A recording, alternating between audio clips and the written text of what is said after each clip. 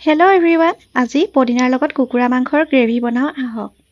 কেৰাহীখন ইতিমধ্যে মই গৰম হ'বলৈ দিছোঁ আৰু তাতে মই মিঠাতেল দি দিছোঁ প্ৰয়োজন অনুসৰি। আৰু মিঠাতেলখিনি গৰম হোৱাৰ লগে লগে মই মিহি মিহিকৈ কুটি থৈ দিয়া দীঘলকৈ কুটি থৈ দিয়া পিঁয়াজখিনি মই ইয়াৰ ওপৰত দি দিছোঁ।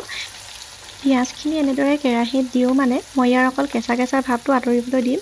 আৰু ইতিমধ্যে মই আনহাতে আদা ৰচুনৰ পেষ্টটো মই বনাই থৈ দিছিলোঁ।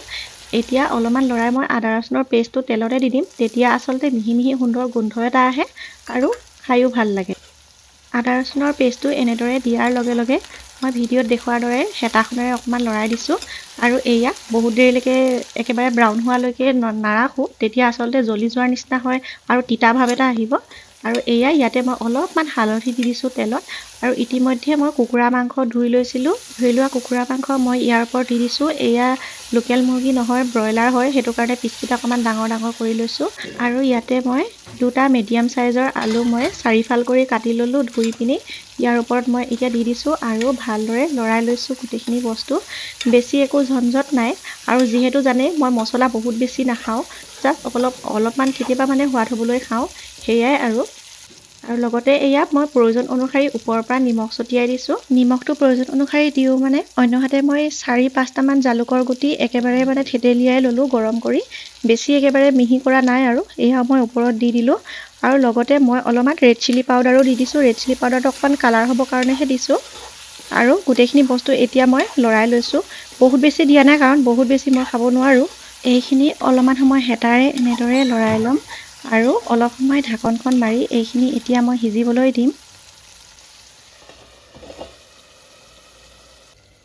5 মিনিটমান সময় এনেদৰে সিজিবলৈ দিয়াৰ পিছত মই মিট মছলা 1 চামুচ ইয়াৰ ওপৰত মই দি দিছোঁ। আৰু মিট মছলা দি অলপ সময় মই এইখিনি লৰাই পুনৰ আকৌ সিজিবলৈ দিম। আৰু এইখিনি এইফালে সিজিবলৈ দি মই অন্যহাতে বিলাহী, কেঁচা জলকীয়া আৰু পদিনা একেবাৰে মিক্সিত গুড়ি কৰি পেষ্ট এটা বনাই ল'লোঁ। এতিয়া সেইখিনি অলপ সময়ৰ পিছতে মই এয়া পেষ্টটো দেখিছেনে, এতিয়া মই ইয়াত ওপৰত দি দিছোঁ। যেতিয়াই মাংসৰ পৰা এনেদৰে অলপমান মানে তেল বিৰিঙি আহিব তেতিয়াই এইখিনি আচলতে দি দিব লাগে। আৰু মাংসখিনি এতিয়া প্ৰায় আধা সিজা হৈ গ'ল। আধা সিজা হোৱাৰ পিছতহে এইটো দিব লাগে, নহ'লে অলপমান তিটিকি লাগিব খাই। আৰু এতিয়া এইখিনি প্ৰায় ঢাকনখন ৰাখি গেছটো সৰু কৰি প্ৰায় 10 মিনিটমান সময় সিজাব দিলে এইখিনি ধুনীয়াকৈ সিজি যাব আৰু বহুত সময়ো সিজাব নালাগে।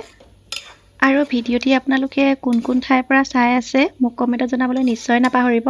আৰু আপোনালোকে পদিনাৰ লগত কি কি বনাই খাই পাইছে মোকো কমেণ্টত জনাবলৈ নাপাহৰিব।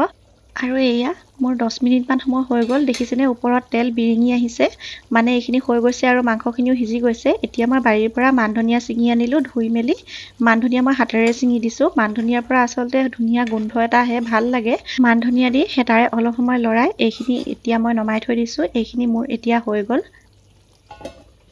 তেন্তেৰেন এয়া মোৰ ৰেডি হৈ গ'ল পদিনাৰ লগত বনোৱা কুকুৰা মাংসৰ গ্ৰেভি। দেখিবলৈ যিমান টেষ্টি আছিলে, খাবলৈ কিন্তু বহুতেই টেষ্টি।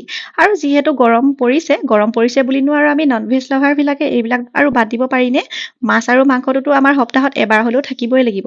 গতিকে আজিলৈ আহোঁ, ভিডিঅ'টি চাই কেনেকুৱা পালে জনাব আৰু মোৰ পৰিয়ালৰ সদস্য হ'বলৈ নাপাহৰিব। Bye bye.